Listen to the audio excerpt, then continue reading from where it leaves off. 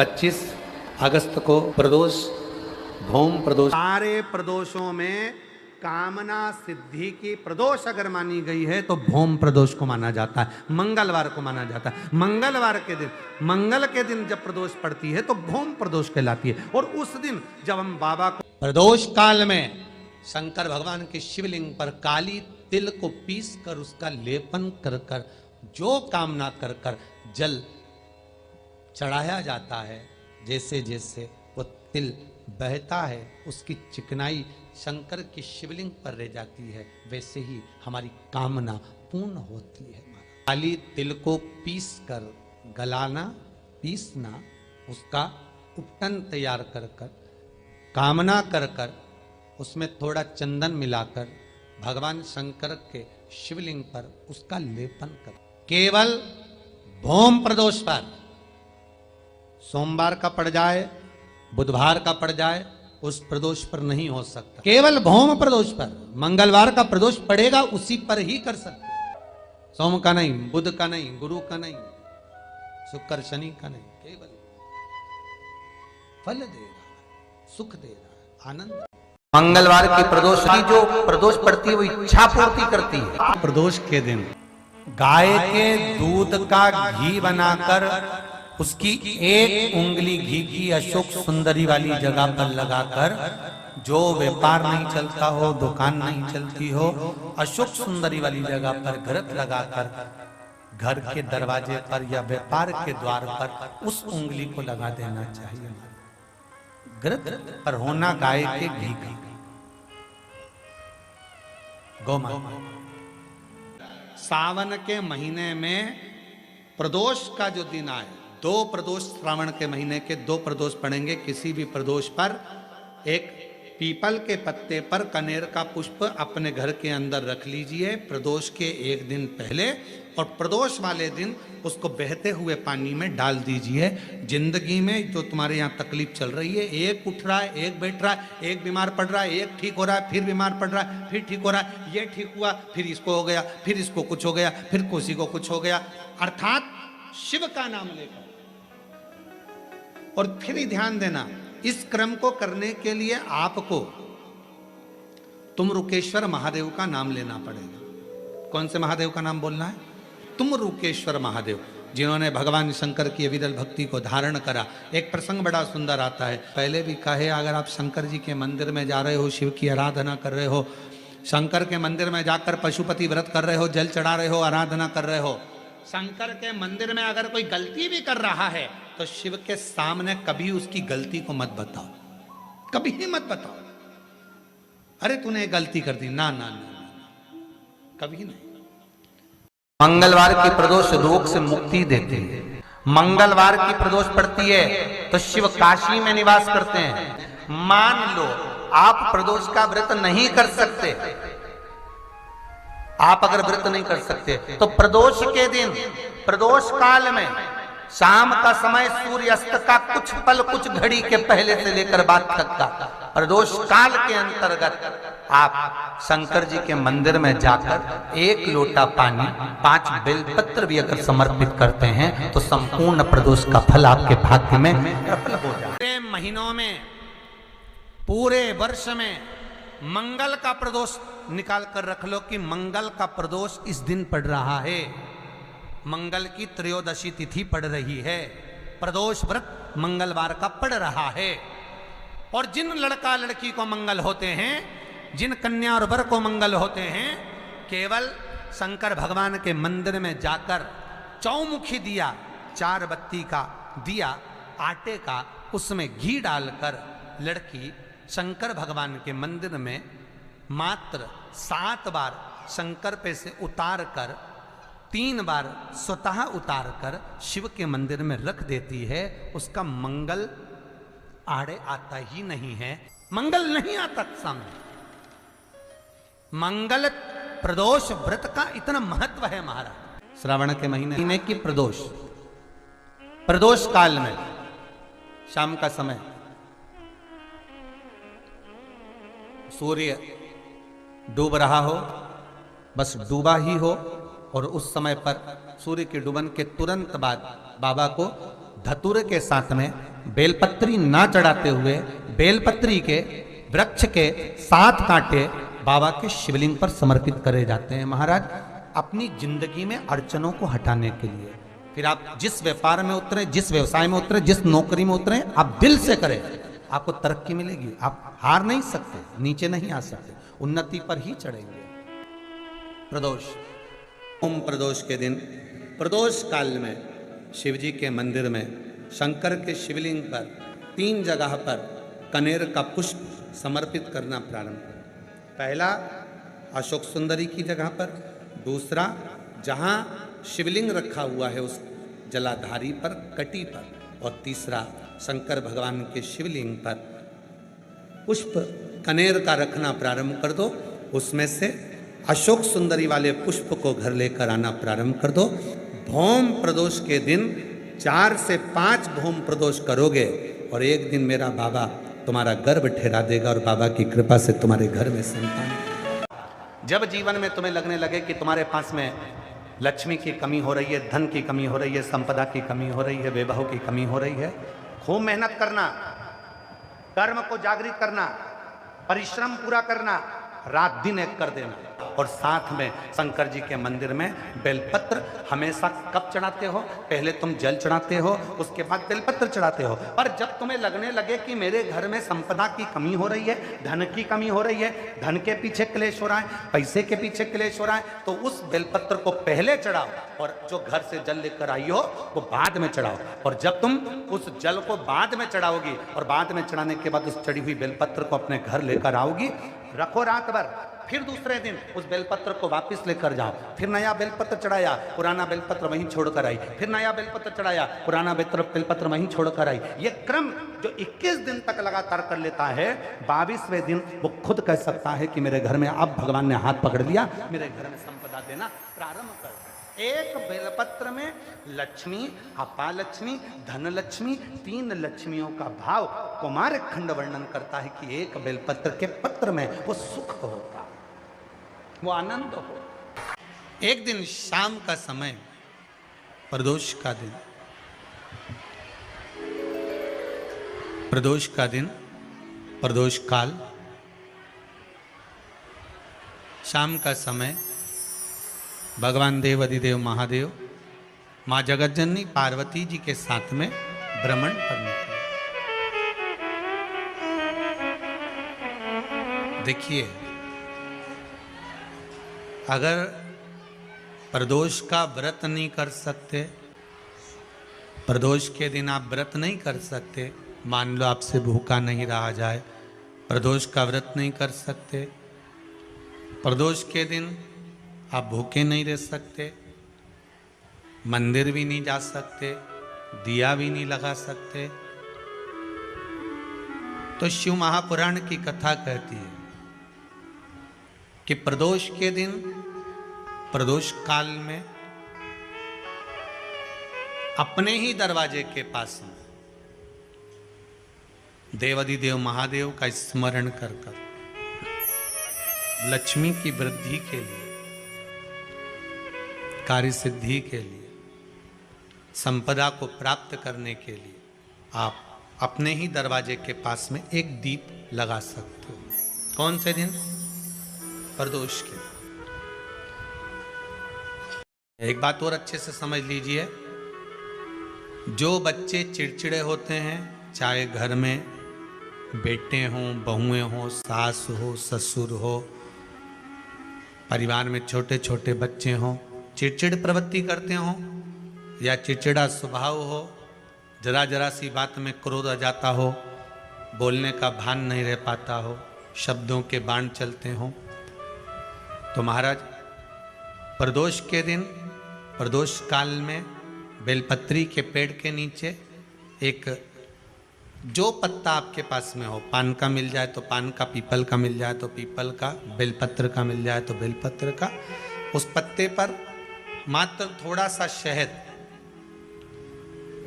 और 7 दाने चावल के रखकर घी का दिया लगा दो महाराज, और थोड़ा सा जल हाथ की अंजलि में लेकर भगवान देवाधिदेव महादेव का स्मरण कर कर कि इस बेलपत्री के वृक्ष के नीचे माता लक्ष्मी, पार्वती सरस्वती विराजमान है। इसी बेलपत्री के पेड़ के नीचे मेरे देव अधिदेव महादेव का 12 ज्योतिर्लिंग का स्वरूप प्रकट है। उनका स्मरण कर कर जल चढ़ा दीजिए और उसका स्मरण कर लो जो चिड़चिड़ प्रवृत्ति करता हो, क्रोध करता हो, जिसको बोलने का भान नहीं होता हो, सम्मान नहीं देता हो, अपशब्द कहते हो, उनका स्मरण कर कर आप छोड़ेंगे। एकदम एक प्रदोष करेंगे, दूसरे प्रदोष तक तो आपको कोई दिक्कत ही नहीं। 2-3 प्रदोष कर कर देखिए, बाबा कृपा करें। बच्चों को पढ़ने का कह रहे हो, पढ़ने बैठो पढ़ने बैठो पढ़ने बैठो पढ़ने बैठो, तो एक आध प्रयास बच्चों के लिए भी कर लिया करो कि भाई ठीक है, बच्चे लोग विद्या में प्रबल होंगे।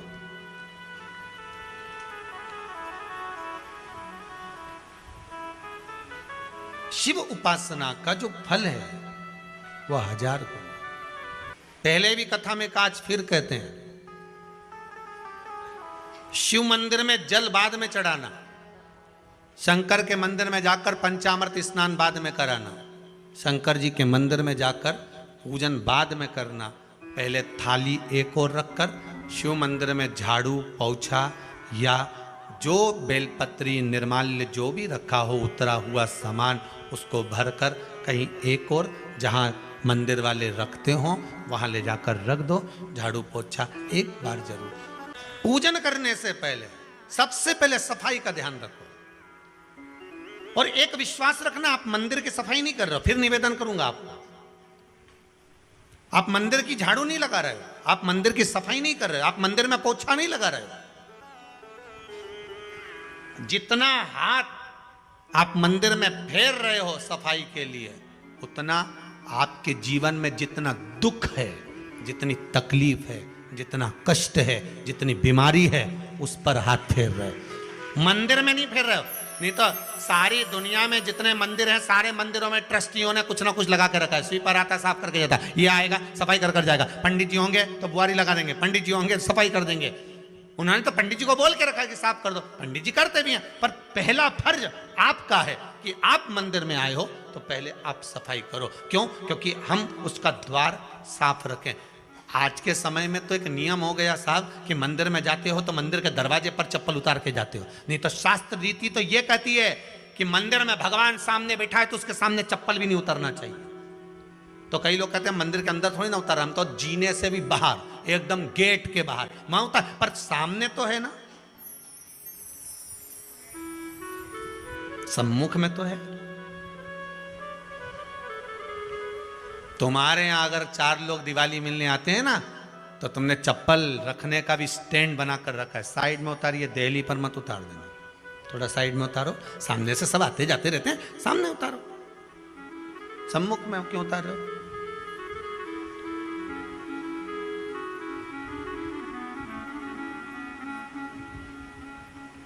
थोड़ा द्वार पे से दूर उतारिए।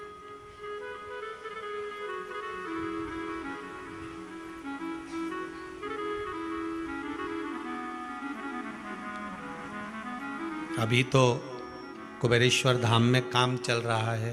आप लोग जो दान दे रहे हो, आपके दिए हुए दान से निर्माण चल रहा है।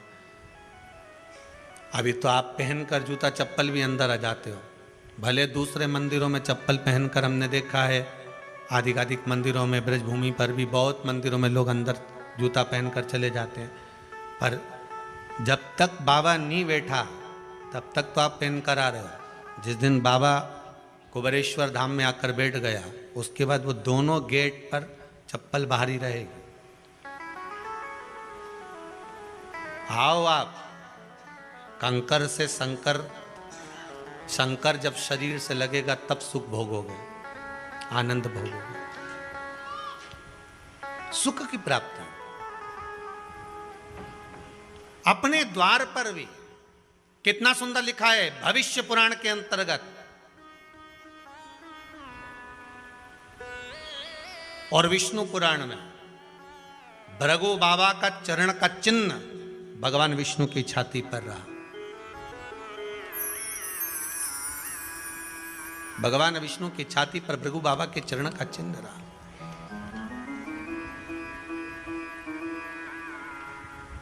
चरण का चिन्ह। अब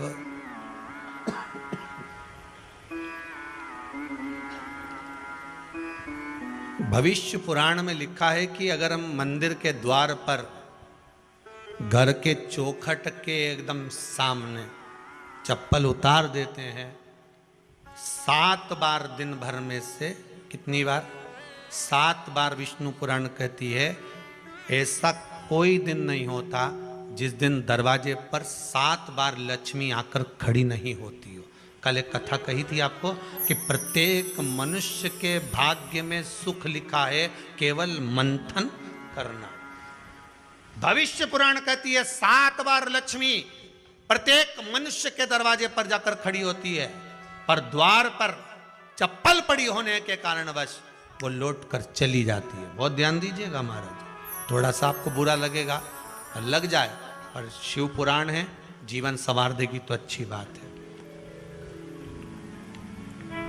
जीवन संवार दे तो अच्छी बात है। मंदिर के द्वार पर हम जब चप्पल छोड़ते हैं, जिस मंदिर की चौखट पर चप्पल छोड़ी है, आप जितनी देर आराधना में लगे रहते हैं उतनी देर तक आपकी चप्पल पर जितने लोग लांग कर जाते हैं, जितने लोग लांग कर प्रवेश करते हैं, उसका भी दुख आपके भाग्य में आता चले जाता है। ध्यान दीजिएगा जरा, चप्पल का भविष्य पुराण में पढ़िएगा कवि की पादुका का महत्व क्या है, पादुका किस ओर उतारना चाहिए, पादुका को कहाँ रखना चाहिए, किस जगह पर बुआरी झाड़ू को रखना चाहिए, किस जगह पर चलनी को रखना चाहिए, सुई उस सुई को जिस हाल में सब बैठते हैं उस हाल में क्यों रखा जाता है?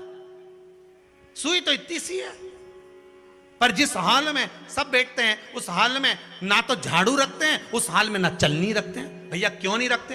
कारण क्या है कि जिस हाल में सब बैठकर बात करें, आवक जावक की बात हो, व्यापार की बात हो, लक्ष्मी की बात हो, प्रेम स्नेह की बात हो, आपस में बैठकर सब चर्चा कर रहे हो, अगर वहां छलनी होगी, झाड़ू होगी, तो बैठे बैठे बात करने में विवाद चालू हो जाएगा। 15-20 मिनट तुमने बहुत प्रेम की बात करी, अच्छे से बात करी, पति पत्नी बहुत प्रेम की बात कर रहे थे, मालूम पड़े बात करते करते से कब झगड़ा उत्पन्न हो जाए तो समझ में नहीं आया। हमारी बहू को क्या हो जाता है, बैठे बैठे बात करते करते झगड़ा कर देती है, जरा सी बात में झगड़ा चालू हो जाता है। कारण क्या है? जिस हाल में तुम बैठ रहे हो, जिस कमरे में तुम बैठ रहे हो, जिस हाल के अंदर सब बैठकर चर्चा करते, बात करते, चित्त करते, आपस में बैठकर सब लोग एक दूसरे के बातचीत करने बैठे हैं, आय व्यय देखने बैठे हैं, दुकान व्यापार की बात करने बैठे हैं, उस जगह पर भी झगड़े का क्रम कहां से आ गया? एक ना एक का मुंह क्यों फूल गया? कारण क्या था? कोई बात टेंशन क्यों आ रहा है? मतलब उस हाल में या तो चलनी रखी है या झाड़ू रखी है, भले तुमने सोफे के नीचे फंसा दियो, भले तुमने पीछे फंसा दियो, पर पड़ी जरूर है, रखी जरूर है, कहीं ना कहीं पड़ी होगी। क्यों कहते हैं कि जिस हाल में आप बैठ रहे हो, जहां पर आप संपदा की बात कर रहे हो, दौलत की बात कर रहे हो, व्यापार की बात कर रहे हो, व्यवसाय की बात कर रहे हो, उस हाल में अगर कहीं कैलेंडर टंगा हो, कोई सामान ऐसा रखा हो, कोई पर्दा ऐसा लगा हो, कोई चीज ऐसी लगी हो, तो उसमें एक सुई उसमें रख दीजिए। क्यों कहते हैं? हमारे यहाँ दूल्हा भी जाता है ना, तो उसका जो साफा बनता है या जूता उसको पहनाते, उस तक में पिन टच करके भेज देते हैं। बोलो सही है कि गलत है? दूल्हा तोरण लगाने जा रहा है, दूल्हा तोरण देने जा रहा है, तो उसके जूते में भी पिन घुसेड़ कर भेजते हैं, पिन लगा कर भेजते हैं, उसके साफे में पिन लगा कर भेजते हैं। एक भले सुई नहीं लगाएंगे तो आल पिन लगा कर भेज देंगे। क्यों भेजते हैं? उसका कारण क्या? कि लक्ष्मी को लेने जा रहा है, संपदा लेने जा रहा है, और जिसको वो ब्याह करने जा रहा है उसका संबंध सुई और धागे के संबंध जैसा हमेशा सिला हुआ होना चाहिए, उधेड़ा ना जाए, कैंची जैसा कटा हुआ नहीं होना चाहिए। एक एक प्रमाण को जरा देखो तो। और दुनिया के लोग कहते हैं साहब हमारे यहाँ तो सुख नहीं है, शांति नहीं। शांति तुमने भंग करी, कोई दूसरा भंग करा। चप्पल उतार दी दरवाजे पर, मंदिर के द्वार पर। हम तो यहाँ तक कहेंगे पशुपति व्रत करने जा रहे हो, पशुपति व्रत को धारण करने जा रहे हो, एक सोमवार मत पहनो चप्पल। जब मंदिर जा रहे हो तब दिन भर पहनो, मंदिर जाओ मत पहनो। कोई जरूरी है कि मंदिर पहनने चप्पल पहनना जरूरी है?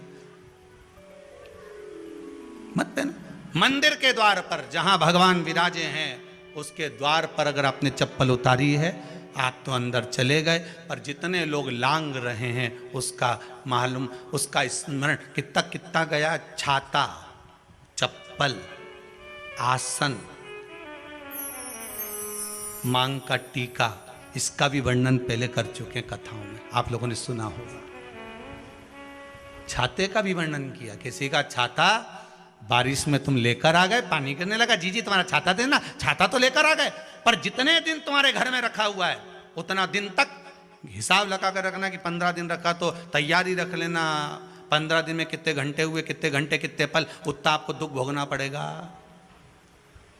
दूसरे का छाता आया, इसलिए कोई प्राण छोड़ता है, मरता है, तो उसके पद में यही सब चीजें देना पड़ती। क्या क्या बोलते जाओ, छाता, चप्पल, आसन, माला, सब देना पड़ता है। बोलो देते कि नहीं देते? तो क्यों देना पड़ता है छाता? क्या काम का कि छाता देना पड़ेगा?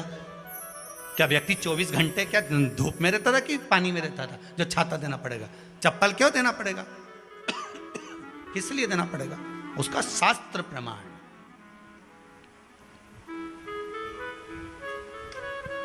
जरा सा राजा परीक्षित ने जरासंध के मुकुट को सिर पे पहन लिया था और बुद्धि बदल गई थी। शमीक बाबा के गले में मरा हुआ सर्प डाल दिया था। सही है कि गलत है? केवल मांग का टीका अर्थात सिर पर मुकुट बदला और काम हो गया। बहुत ध्यान देना पड़ता है महाराज, बहुत ध्यान देना पड़ता है।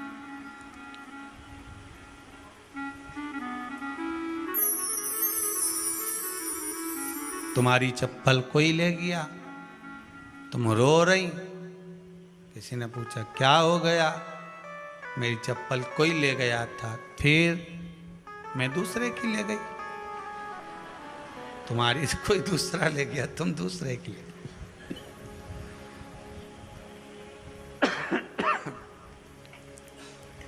नहीं भाई,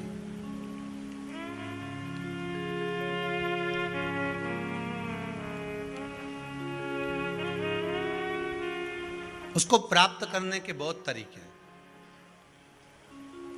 एक सत्य बात कहें, 7 बार लक्ष्मी प्रतिदिन मनुष्य का द्वार झांकने के लिए आती है। ऐसा कोई दिन नहीं जाता जिस दिन तुम्हारा भाग्य भगवान पलटने के लिए नहीं बैठा हो। वो तो इंतजार करता है कि ये गेंद फेंके और मैं चौका छक्का लगा दूं। वो कहते हैं ना, एक ओवर में कितनी गेंद फेंकते हैं? जम के बोलो। अरे एक ही फेंकते हैं। एक ओवर में कितनी गेंद फेंकते हैं? एक। वही गेंद बार बार फेंकते हैं ना, गेंद तो एक ही है नहीं। वो तो बार बार गिना है तो 6 बार गिना है, तो फेंकी तो एक ही है कि बदल बदल के फेंक दी, पीली नीली हरी गुलाबी? नहीं, एक ही है।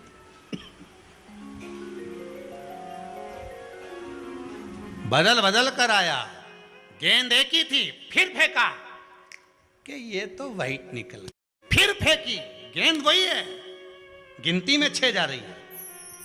1 साल निकल गया, 1 दिन निकल गया, फिर गेंद फेंकी, अरे साहब एक भी रन नहीं बना, फिर फेंकी, अभी भी नहीं बना, फिर फेंकी, तो क्या बाउंड्री तक तो पहुंच गई है। अब की बार जो फेंकी तो क्या ऊपर से निकल गई, सीधे 6 पे पहुंच गई। भगवान भी ये कहता है, एक ही गेंद है, 6 बार फेंकी है। शास्त्र कहता है 7 बार दरवाजे पर लक्ष्मी आती है, मौका देखती है कि कब मौका मिले मैं इसके घर में प्रवेश कर जाऊं। पर कभी कभी ये निंदा करती दिखती है, कभी बहू की चुगली करती दिखती है, कभी टीवी में मन लगाए दिखती है, कभी सुई धागा लेके बैठी मिलती है, कभी झाड़ू लगाती फिरती है, कभी दरवाजे पे चप्पल खुली मिल जाती है, कभी कुछ मिल जाता है। मैं बार बार आती हूँ, अब नहीं माने तो मैं कई करूँ, मेरे को तो जाना पड़ेगा। मेरे को तो जो नियम है, सर्विस करने वाला, नौकरी करने वाला तो टाइम पे आएगा। तुम भले कंप्यूटर चलवाओ, चाहे मोबाइल उड़वाओ, चाहे तुम लिखा पढ़ी करवाओ, बोलो सही है गलत है, उसको तो करना है। बोलो साहब क्या करना पड़ेगा? लग जाओ कंप्यूटर पे, लग जाओ, उठाओ मोबाइल, ये तो उसको तो करना है। वो तो टाइम पे पहुंच गया 9 बजे। लक्ष्मी जी भी टाइम पे आती है। आई दरवाजे पे क्या देखा उसने कि ऐसा ऐसा है। कई कई की तो आदत पड़ी, रोटी घर में बना हुआ सारा दाल चावल सब्जी वब्जी जो बच गई उठा के मैं दरवाजे के पास में रख के आ गई। लक्ष्मी जी सोचे बताओ ऐसा तो पहले से रख, अंदर चली गई और ऐसा खिला दिया तो मैं तो नहीं जाऊं। लक्ष्मी जी वापिस चलती। कई लोगों की आदत आटा छना हुआ, ऊपर की जो चापड़ चापड़ थी, उनने कहा गाय खा के चली जाएगी, ओटला पे पटक के आ गए। लक्ष्मी जी इतने में आई कि चापड़ तो यहाँ पटक के चली गई, मैं काय को जाऊँ छलनी में से, जा उधर नहीं जाओ। कितना कितना कहा है महाराज, केवल एक दिन का इंतजार रहता, दिवाली आए लक्ष्मी जी महाराज घर आएगी ने, लीप लिया ने, पोत लिया ने, मांडना भी मांड लिया, लक्ष्मी जी का पाँव भी मांड लिया ना, कमल का फूल भी मंगवा लिया, गेंदा की माला भी बुलवा ली, सारी गेंदा वेंदा की माला दरवाजे पे भी लगा दी, चौक मोक घूर के बेटी इंतजार में, लक्ष्मी जी आएगी, लक्ष्मी जी आएगी। लक्ष्मी जी बोली मैं तो रोज आऊँ री जी, मैं तो रोज आऊँ, पर कई करूँ थारी बुद्धि काम नहीं करे, मैं कई करूँ, मैं तो रोज आऊँ। फिर के लक्ष्मी मैया अब की बार आ गई तो जाजे मती रही, बड़ी तकलीफ में हूँ। लक्ष्मी जी बोली नहीं जाना तो पड़ेगा, दिवाली का दिन है, हमारे 10 के घर जाना पड़ता है, बड़ी मुश्किल से तो गुजिया पपड़िया मिलता है, नहीं जाऊंगी तो अच्छा नहीं लगेगा, तो जाना तो पड़ेगा, पर रोज आऊंगी, प्रतिदिन आऊंगी। तू अगर मुझे रोक सकती और अपने घर में बुला सकती है तो बुला ले, और आऊंगी मैं प्रतिदिन और जाऊंगी भी मैं प्रतिदिन। लक्ष्मी आती भी खूब है और जाती भी खूब है, एक जगह टिकती कभी नहीं है, बस उसको बुलाने का तरीका होना चाहिए। रोज भगवान चाहता है कि तेरा दिन फिर जाए। कथाओं में भी आप लोग बोलती हो, आंवला नवमी वगैरह की बोलना, जैसे ही का दिन फिर या, ऐसी बोलती हो ना, कथा कहानी सुनती हो जब, कैसे बोलते हो कहानी सुनने के समय पे, जैसे ही का दिन फिर या ने वैसा हमारा दिन फेर जे माता, ऐसा कर जे माता। तो माता जी बोले मैं तो रोज का दिन फेरूं तेरा, तू काहे के चिंता करे री कमला, काहे चिंता करे, मैं तो रोज का फेरूं, तू सुधरे तो। मैं तो बिल्कुल तैयारी में। ब्राह्मण बेलपत्री को भर रहा था,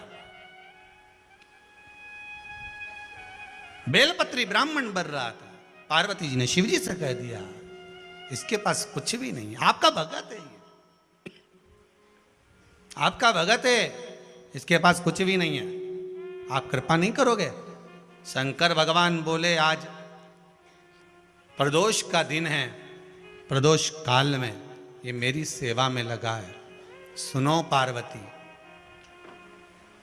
जितनी बेलपत्र इसने उठाकर रखी है वो बेलपत्र स्वर्ण मुद्रा के बराबर हो जाएगी, तो चिंता मत कर। शिव पार्वती को कहकर चल दिए। शंकर पार्वती बात कर रहे थे, इतने में एक सेठ ने सुन लिया कि जितनी बेलपत्र भर के ले जा रहा है उतनी स्वर्ण मुद्रा हो जाएगी। बनिया ने सुन ली, सेठ ने सुन ली, तो जैसे ही शंकर पार्वती गए, सेठ जी उस ब्राह्मण के घर चले गए, 100 सोने की मुद्रा देकर कहा जितनी बेलपत्र है चढ़ी हुई मुझे दे दे, जो चढ़ी हुई बेलपत्र है वो मुझे दे दे। महाराज महापुराण की कथा यहां चल में 3 चीजों का वर्णन बड़ा विशेष आया है। महादेव, जम के बोलो पहले महादेव। दूसरा नंबर पर है भोला, जिसको कहते भोला शंकर। तीसरे नंबर पर है हर हर। इन 3 उच्चारण को व्यक्ति को, वैसे तो आप कभी भी महादेव बोलो, हर हर महादेव बोलो, भोला शंकर बोलो, मना नहीं है, पर इन 3 उच्चारणों को कहीं कहीं बहुत जरूरी में ले लेना चाहिए। पहला, जब आप किसी कार्य के लिए आगे बढ़ रहे हो और वो कार्य हो ही नहीं रहा, बहुत प्रयास कर लिया आपने और वो काम हो ही नहीं रहा, अथक प्रयास कर थक गए, तब घर से जब निकलो तो एक विचार कर कर निकला, मुख से कहकर निकलना कि आज मैं इस कार्य के लिए जा रहा हूं और मेरे साथ मेरा महादेव जा रहा है। कौन जा रहा है? महादेव जा रहा है। वापिस आओगे, ज्यादा से ज्यादा ये होगा 15 दिन, 20 दिन, 25 दिन, 30 दिन लगेंगे। जो कार्य कर कर आए हो उसका रिजल्ट आपके पक्ष में जरूर आएगा, क्योंकि महादेव को आप साथ लेकर जाते हैं। कोई काम अटक रहा, नहीं हो रहा, कोई भी शिवलिंग पर, कोई भी शिवलिंग, किसी भी प्रदोष में 3 नदियों का जल, 3 अलग अलग पुष्प, एक जैसे नहीं, और 3 धान्य। धान्य मतलब चावल ले लो, मूंग ले लो, चाहे गेहूं ले लो, ऐसे 3 तरह का अनाज, 3 धान्य, 3 पुष्प और 3 नदियों का जल। सबसे पहले 3 नदियों का जल जो तुम लेकर गए हो, बाबा को एक एक जल अपनी कामना कर कर समर्पित करो, त्रिजलेश्वर महादेव के नाम से। फिर 3 पुष्प जो लेकर गए हो अलग अलग, वो बाबा को समर्पित करो, और 3 तरह का जो धान्य लेकर गए हो, एक एक दाना, वो समर्पित करो। बाबा त्रिजलेश्वर महादेव के नाम से उनकी पूजन कर कर, आराधना कर कर, साधना कर कर, विनती कर कर, नंदी के पास में जब आकर बैठो तो उसमें से एक पुष्प, एक अन्न का दाना, धान्य का दाना लेकर नंदी के पास बैठ जाओ, अपनी कामना करो, प्रार्थना करो, उसको लेकर आ जाओ, और जैसे ही तुम्हारी कामना बाबा पूर्ण करे, फिर वापिस त्रिजलेश्वर महादेव के नाम से 3 नदी का जल। अब की बार जब वापिस करो तो 2 पुष्प नए और 1 पुष्प जो पुराना लेकर आए हो वो, 2 अनाज नए, 1 अनाज पुराना जो लेकर आए थे वो किसी भी शिवलिंग में जाकर त्रिजलेश्वर महादेव के नाम से समर्पित करोगे, मेरा देव अधिदेव महादेव तुम्हारी कामना को पूर्ण करेंगे। त्रिजलेश्वर कौन से महादेव हैं? त्रिजलेश्वर। और त्रिजलेश्वर महादेव की।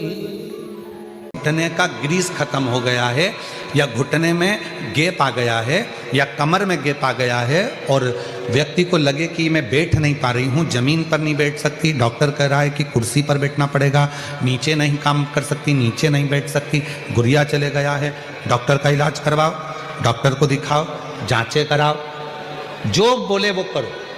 साथ में एक काम और करो, अशोक सुंदरी वाली जगह पर रुद्राक्ष को रखें।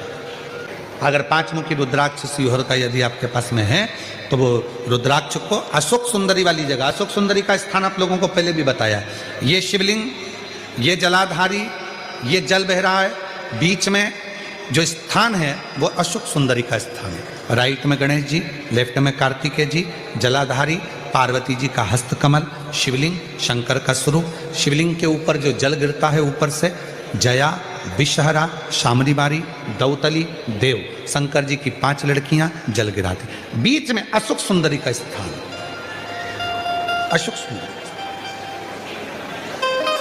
अशोक सुंदरी वाले स्थान पर रुद्राक्ष को रखकर 5 दुर्वा अघोरेश्वर महादेव का नाम लेकर प्रदोष की प्रदोष समर्पित करें।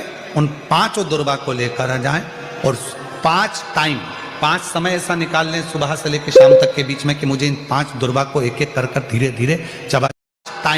5 समय ऐसा निकाल लें सुबह से लेकर शाम तक के बीच में कि मुझे इन 5 दुर्वा को एक एक कर कर धीरे धीरे चबा चबा कर खाना है। उसको खाना प्रारंभ कर लें। रुद्राक्ष अपने जो बांधते हो गले में रखें या अपने पास में रखें और उस 5 दुर्वा को 5 प्रदोष कर लीजिए।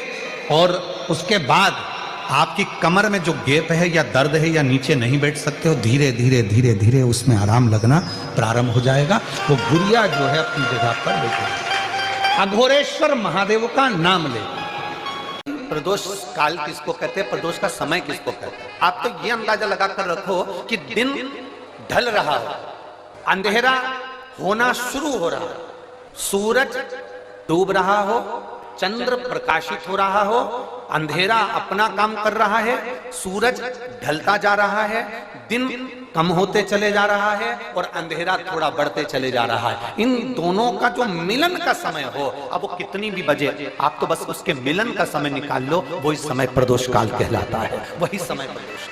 प्रदोष के समय पर अगर मान लो कोई भिखारी से भिखारी व्यक्ति भी है जो ठेला चला रहा है, उसके पास में खाने के लिए कुछ नहीं है, फटे कपड़े पहन रहा है, उसकी जिंदगी में कुछ भी नहीं बचा और कर्जे में लतालूम हो गया, एक चावल का दाना अगर वो प्रदोष के दिन, प्रदोष काल में शाम के समय पर शंकर के शिवलिंग पर चढ़ा देता है तो 3 या 4 प्रदोष में उसका कर्जा चूकना प्रारंभ हो जाता है। प्रदोष का विधान।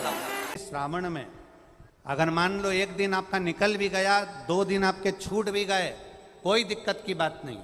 जिस जो पेड़ तुम्हारे यहाँ लगा हो, जो पौधा तुम्हारे यहाँ लगा हो, जो वृक्ष तुम्हारे यहाँ लगा हो, जो क्यारा तुम्हारे यहाँ हो, कुंडी तुम्हारे यहाँ हो, उसी की मिट्टी को, उसी के पेड़ के नीचे, उसी पौधे के नीचे, उस मिट्टी को थोड़ा सा हाथ से उसको उठाकर एक लिंग की आकृति बना लें। उसमें जलाधारी बनाने की जरूरत नहीं, केवल लिंग की आकृति बनाकर उसी की पूजन वहीं कर कर पानी चढ़ाकर 15 से 20 मिनट बाद अपना काम करने के बाद उसी को उसी मिट्टी में विसर्जन कर दें अपनी कामना कर कर।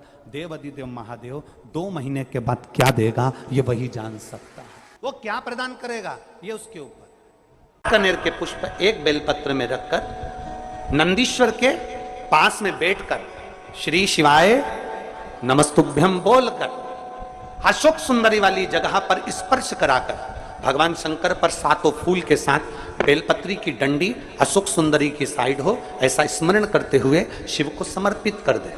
वही बेलपत्री 5 बार नमः शिवाय या पंचाक्षर मंत्र, षडाक्षर मंत्र या श्री शिवाय नमस्तुभ्यम बोलकर वही बेलपत्री 3 प्रदोष, 4 प्रदोष, 5 प्रदोष, 2 प्रदोष, जितने प्रदोष आप चढ़ा रहे हैं प्रदोष काल में, वो बेलपत्री लाकर अपने कक्ष में अपने पूजन वाले स्थान पर रखते जाओ। एक बेलपत्री एक प्रदोष पर लाओगे, अगला प्रदोष आएगा, कितना अंतर पड़ता है आपके भाग्य बदलने में, आपको खुद मालूम पड़ जाएगा कि आपकी किस्मत कैसे बदल गई। मेहनत आपको करना है, श्रम आपको करना है, आपको लगाना है, और बेलपत्री और कनेर का पुष्प शिव को चढ़ा। चालू करो प्रदोष चढ़ाना।